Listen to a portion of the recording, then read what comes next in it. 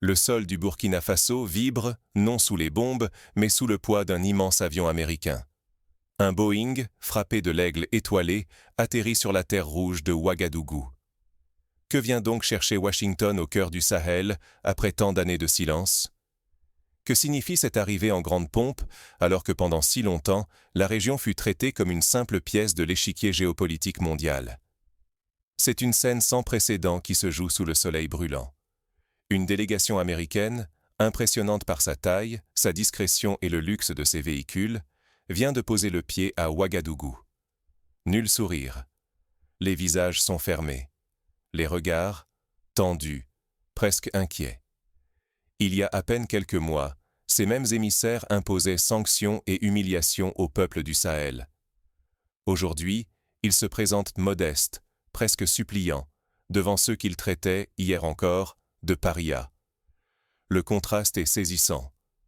Les médias locaux filment la scène, conscients de l'événement historique qui se déroule sous leurs yeux.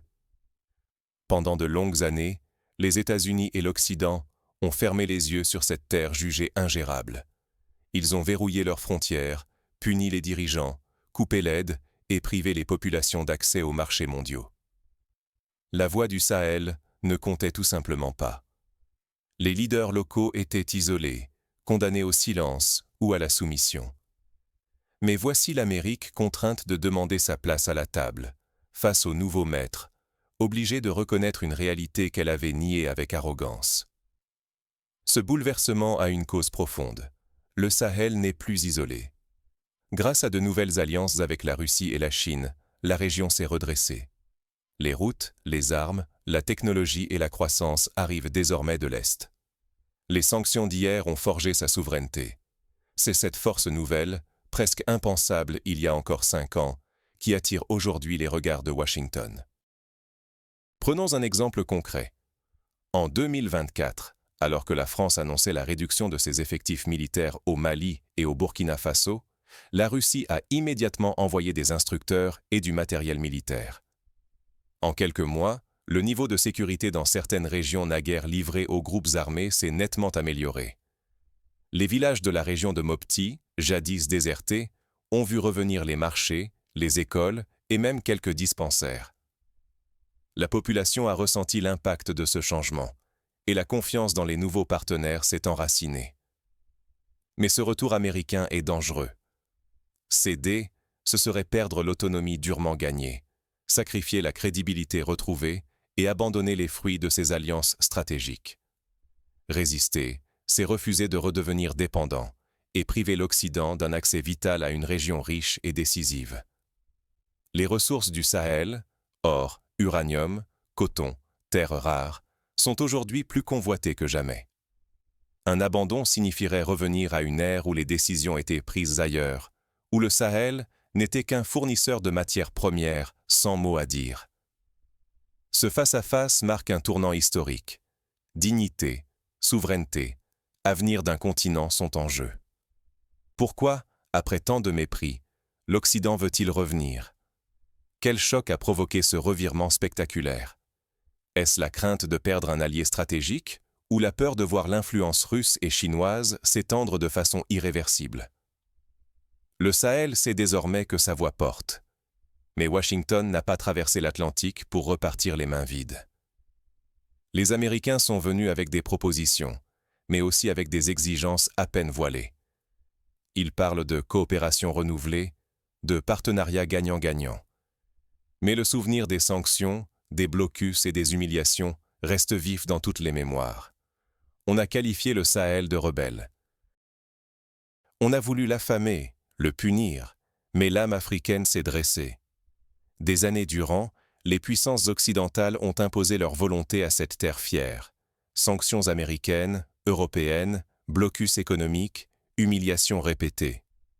Telle était la routine du Burkina Faso, du Mali et du Niger, désormais soudés dans l'alliance des États du Sahel. À chaque crise, une nouvelle salve de restrictions. Les exemples abondent. En 2023, l'Union européenne a suspendu tout financement de projets d'infrastructures au Niger sous prétexte de déficit démocratique. Résultat, les chantiers sont restés à l'arrêt, jetant des milliers de jeunes dans l'incertitude. Mais la solidarité régionale a permis, avec l'appui de la Chine, de relancer ces projets, défiant les pronostics occidentaux. Les peuples n'ont pas oublié ceux qui bradaient l'or et l'uranium du peuple contre des promesses vaines venues de Paris ou de Washington. Pour la première fois depuis l'indépendance, la voix du peuple a couvert les ordres venus de l'étranger. L'Occident a riposté par le chantage, fermeture de chaque frontière, interdiction de visa pour tout jeune sahélien rêvant d'ailleurs. Derrière ces mesures, un calcul froid, pousser la jeunesse à se retourner contre ses dirigeants, piégée entre faim et désespoir. Mais la jeunesse a refusé de plier, choisissant de miser sur l'avenir local plutôt que sur l'exil. La dignité du Sahel n'a pas vacillé. Les États-Unis et l'Europe ont même refusé de vendre des armes, même les plus simples, alors que le terrorisme frappait les villages. Tandis que la population priait pour sa sécurité, les anciens alliés verrouillaient leurs arsenaux. La stratégie était limpide. Asphyxier le Sahel, l'étouffer économiquement et militairement, jusqu'à plier ses nouveaux leaders. Cela rappelle tristement les années 60, lorsque des pays fraîchement indépendants d'Afrique étaient ostracisés pour leurs choix souverains. À l'époque, le Ghana de Kwame Nkrumah avait subi une pression internationale similaire pour avoir osé se tourner vers l'Est. L'isolement total menaçait. Les frontières devenaient des failles de sécurité. L'économie, déjà fragile, risquait la ruine. Malgré tout, la fierté a tenu. Jamais le désir de liberté et de contrôle sur ses ressources n'a été aussi ardent. Cela rappelle la lutte de l'Algérie pour sa souveraineté énergétique dans les années 70. Malgré les embargos et les pressions, le pays a maintenu le cap, finissant par imposer son modèle. Face à ce mur, le Sahel n'a pas cédé. Mais quelle a été sa riposte? Comment le Sahel a-t-il brisé l'étau? Les regards se tournent vers l'Est, et une nouvelle ère commence. Les leçons de l'histoire ne sont pas oubliées. La résilience, la créativité et la recherche de nouveaux partenaires ont permis de contourner les blocages. De la même manière que Cuba s'est tourné vers l'URSS dans les années 60 pour survivre à l'embargo américain, le Sahel a multiplié les contacts avec la Russie, la Chine, la Turquie et même l'Iran. Le lion a rugi, les portes se sont refermées. Mais qui donc a perdu ce duel? Lorsque l'Occident a voulu punir le Sahel en fermant ses frontières, le Sahel a répondu coup pour coup. Dès le 1er janvier 2026, chaque citoyen américain a reçu l'ordre de quitter la région. Les frontières ont claqué, net et sans appel. Si nos enfants ne sont pas dignes de New York, alors vos entreprises ne sont plus les bienvenues à Ouagadougou, Bamako ou Niamey. Ce fut un geste fort, rappelant la décision de l'Iran, en 1979, d'expulser tous les conseillers américains après la Révolution. Ce choix n'était pas un aveu de faiblesse, mais un acte de fierté. Les sanctions et la condescendance n'ont pas brisé la jeunesse du Sahel. Elles ont réveillé une détermination farouche. Il était temps de tourner la page.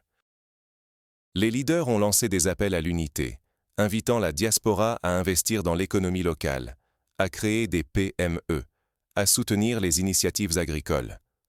Des campagnes de « consommons local » ont fleuri dans les marchés, redonnant confiance à la production nationale. La Russie n'a pas hésité. Elle a débarqué avec armes, instructeurs aguerris et une stratégie redoutable. Ses avions et ses experts ont apporté, pour la première fois, une sécurité tangible dans des zones abandonnées aux groupes armés. Par exemple, dans la région du Gourma, des unités russes ont permis de rétablir la sécurité autour de plusieurs villages, rendant possible la reprise de la scolarisation de milliers d'enfants. La Chine, elle, a sorti les plans. Routes, centrales solaires, usines, barrages. Autant de promesses que l'Occident répétait depuis plus de 30 ans sans jamais les tenir.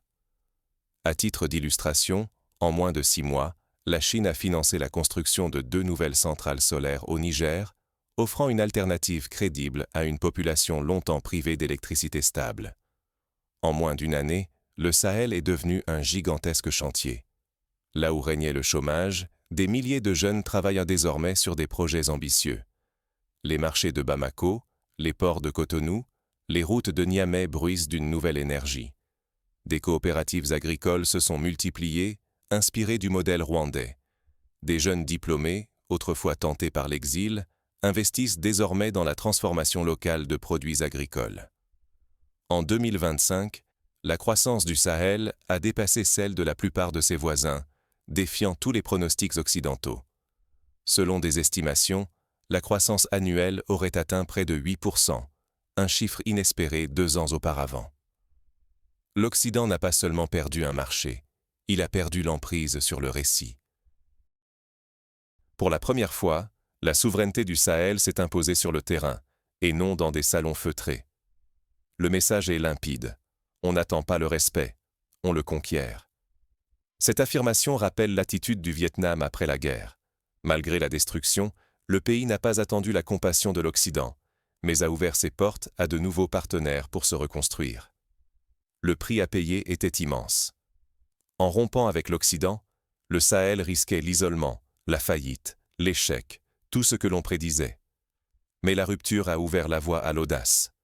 L'indépendance ne s'octroie pas, elle s'arrache. Des entrepreneurs locaux ont pris le relais, créant des réseaux de distribution alternatifs, réinventant les circuits d'approvisionnement. Des monnaies locales complémentaires ont même vu le jour dans certains marchés, réduisant la dépendance au franc CFA. Aujourd'hui, l'Occident frappe à nouveau à la porte. Mais le Sahel ne courbe plus l'échine. Il choisit ses partenaires, et le monde doit composer avec cette nouvelle force. Les entreprises étrangères doivent désormais respecter des cahiers de charges stricts, embaucher localement, former des jeunes, investir dans l'éducation et la santé. Fini le temps où l'on venait piller sans rendre de compte. Mais cette renaissance a aussi un coût caché. Alliances nouvelles, dépendance inédite et tensions prêtes à exploser. Le Sahel saura-t-il garder sa liberté ou tombera-t-il dans d'autres pièges? La vigilance s'impose.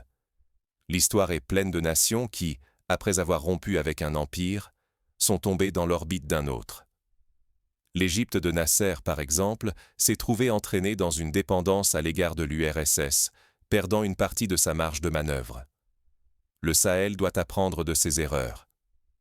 L'Occident frappe à la porte du Sahel, mais il ne dicte plus les règles. Ce sol africain, longtemps traité comme arrière-cour, est devenu l'arène où l'histoire bascule. L'Amérique, jadis sûre d'elle, arrive tard, forcée de négocier sur un terrain qu'elle croyait perdu pour toujours. Elle propose des accords, tente de séduire, mais le Sahel n'oublie pas les années d'humiliation. Ce n'est plus l'Afrique des années 60, docile et dépendante. À Washington et à Paris, la panique monte. L'ombre de la Russie et de la Chine s'étend, et l'influence occidentale recule chaque jour. Les diplomates américains débarquent à Ouagadougou, promesses à la main. Mais la musique a changé, ils ne sont plus sur la liste des invités. Les médias internationaux, autrefois si prompts à donner des leçons, s'interrogent désormais sur la perte de leadership occidental en Afrique. Leurs sanctions, leurs mépris, leurs menaces n'ont fait que forger la détermination des peuples sahéliens. Pendant que l'Occident fermait ses frontières et bloquait le moindre fusil, Moscou envoyait avions et formateurs, Pékin bâtissait routes et usines. La fidélité n'est plus à vendre. Le Sahel se souvient de ceux qui l'ont soutenu dans la tempête. Les nouveaux alliés sont ceux qui ont tendu la main, pas ceux qui exigeaient soumission et gratitude. Cette indépendance sahélienne est un symbole qui dépasse la politique. C'est une affirmation de dignité. Les capitales africaines ne demandent plus la permission d'exister. Elles imposent désormais le respect, attirant regards, alliances et investissements.